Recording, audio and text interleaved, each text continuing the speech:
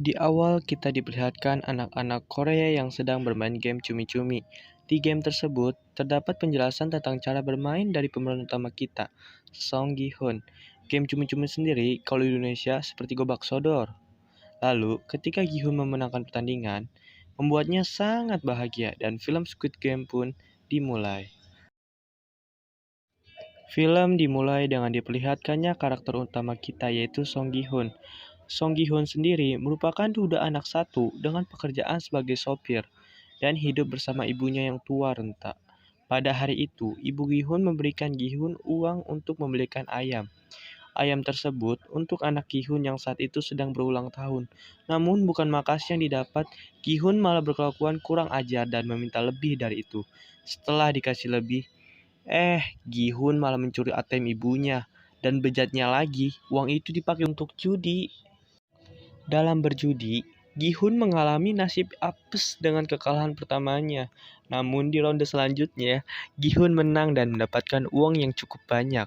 Saat mengambil uangnya, Gi-hun memberikan 10.000 won ke mbak loketnya sebagai traktiran akibat dia menang.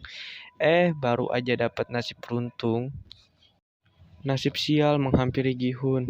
Ia kehilangan uang hasil berjudinya dan harus dipukuli oleh para rentenir akibat hutang yang menumpuk. Dan tak lupa, Gi-hun harus mencap formulir penyerahan organ dengan darahnya sendiri. Serius, di situ Mas Chen sangat mual gitu, apalagi pas dia dipukul. Setelah mengalami nasib yang apes, Gi-hun kembali ke tempat loket mengambil uang taruhannya dan meminta uang 10.000 wonnya kembali. Uang 10.000 won itu ia gunakan untuk bermain mesin capit boneka untuk hadiah putrinya. Namun sayang sekali, Gi-hun terus melakukan kesalahan hingga ia stres dan marah-marah di tempat tersebut. Beruntungnya, di samping Gi-hun terdapat bocil yang jago dalam urusan bermain vending machine, dan dengan bantuan bocil tersebut, Gi-hun berhasil mendapatkan sebuah hadiah untuk putrinya. Untuk merayakan ulang tahun anaknya, Gi-hun dan anaknya makan di pinggir jalan. Ketika Gi-hun memberikan hadiah dari mesin capit tadi, ternyata isinya adalah pistol pematik api. Alhasil hadiah tersebut tidak jadi diambil, karena kalau ketahuan ibunya, pasti akan dimarahi. Setelah itu, Gi-hun kembali mengantarkan anaknya ke istrinya lalu pulang. Namun, Gi-hun kembali sial karena ketinggalan kereta. Ketika merenungi nasibnya yang penuh akan cobaan, tiba-tiba ada seorang pria yang samperin Gi-hun dengan setelan baju seperti MLM.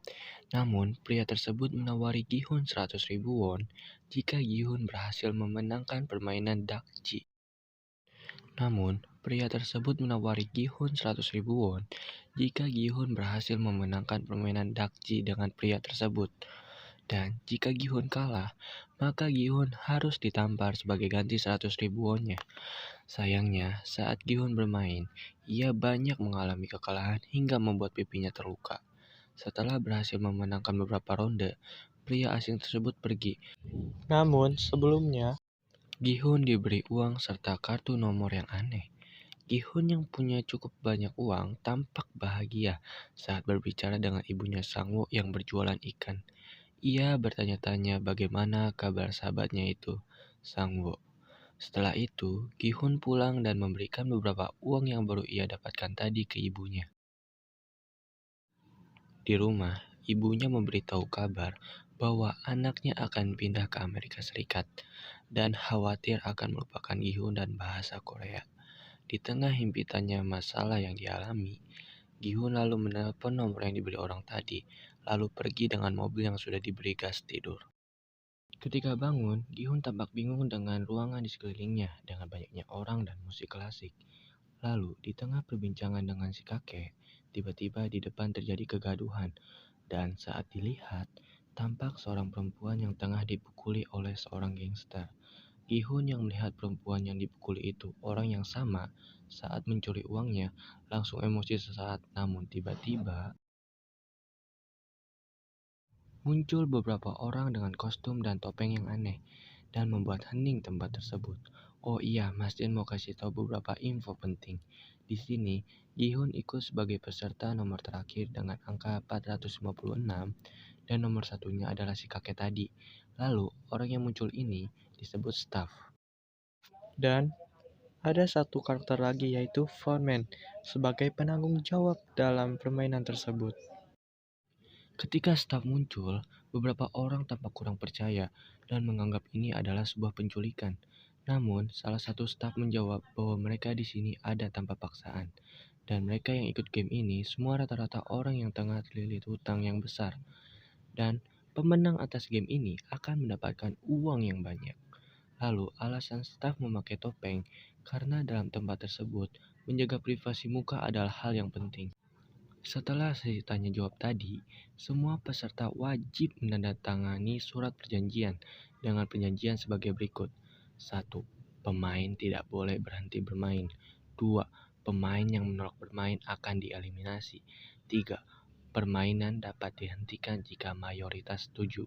Setelah menandatangani surat perjanjian tersebut, semua pemain digiring ke tempat sesi foto identitas dan dibawa ke sebuah ruangan. Dan di ruangan tersebut adalah sebuah tempat dengan sebuah boneka perempuan di depannya.